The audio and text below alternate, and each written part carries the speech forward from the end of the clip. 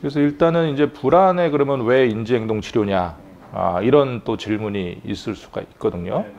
그래서 아까 이제 불안에 대해서 제가 이제 미래에 대한 걱정을 많이 얘기를 했잖아요. 근데 어떤 학자들은 불안을 이제 좀 도식적으로 재밌게 표현을 해서 분수로 표현을 하자면 분자 위에 있는 게 미래에 대한 걱정이에요. 그리고 밑에 있는 것은 분모.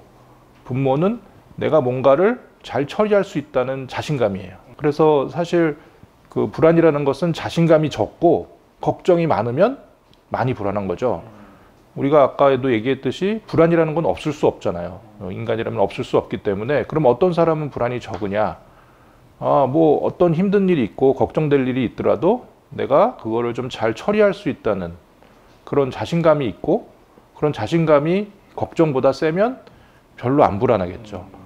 그래서 인지행동 치료도 그런 걱정을 줄이는 쪽도 있고 이제 이 자신감을 늘리는 쪽 이렇게 두 가지 컴포넌트가 다 있다라고 할 수가 있는데 구체적인 과정은 어떻게 되느냐라고 했을 때 걱정을 줄이기 위한 여러 가지 생각들을 바꾸기 위한 여러 가지 기법들이 있겠죠. 그래서 사실 걱정이라는 것은 주로 우리한테 문제가 되는 것은 과도할 때 문제가 되는 거잖아요. 그럼 그게 과도하다라는 것을 이제 아는 것이 중요한 것이죠.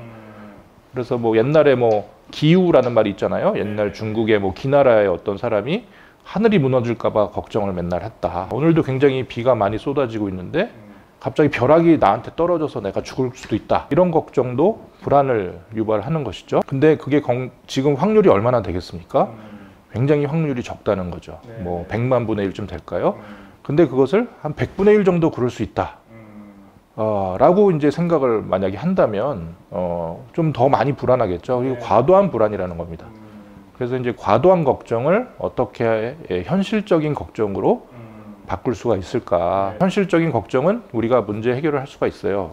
예를 들어서 뭐 교통사고를 예방하기 위해서 우리는 현실적으로 교통사고가 있을 수 있죠. 그렇기 때문에 안전벨트를 하는 어떤 방법을 쓰죠. 그런 것들은 현실적인 걱정을 극복하기 위한 어떤 대책이죠.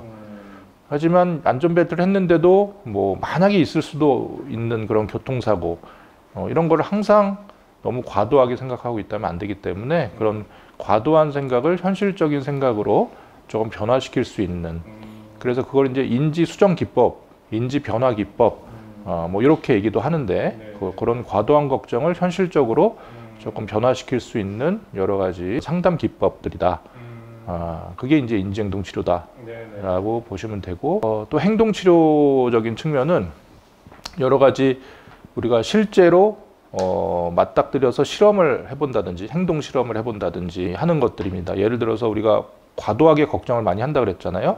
그럼 과연 내가 이렇게 밖에 벼락을 맞을까봐 밖에 전혀 안 나가고 집에만 있다라고 하면은 이제 불안이 가중되는 것이고요. 그거를 치료하는 행동치료 기법으로는 실제로 여러 번 이제 밖에 나가보는 겁니다. 바로 전에 말씀드린 것은 이제 우리 인지를 수정하는, 생각을 바꾸는 인지 수정 기법이라고 했는데, 그거와 또 하나의 이제 행동 치료라는 부분은 실제로 우리가 행동을 통해서 그때 생각이 맞는지 틀린지를 알아보고 그런 어떤 행동적인 실험을 해볼 수가 있는 거예요. 그래서 이렇게 내가 벼락을 맞을 것 같다라는 그런 생각을 조금 이렇게 바꾸기 위해서 실제로 정말 내가 얼마나 벼락을 맞을 확률이 있는지 여러 가지 실험을 해볼 수 있는 거죠. 뭐 여러 사람들한테 그런 상황에 대해서 물어봐서 서베이를 사실을 해볼 수도 있고요. 그것도 일종의 행동 실험 중에 하나고, 또 실제로 내가 열흘 정도 밖에 비 오는 날 나가본다. 나가봐서 정말로 벼락이 칠 확률이 몇 %였느냐, 내가 죽었냐 안 죽었냐, 뭐 이런 것도 일종의, 예를 들면 좀 농담이지만 행동 실험 중에 하나죠.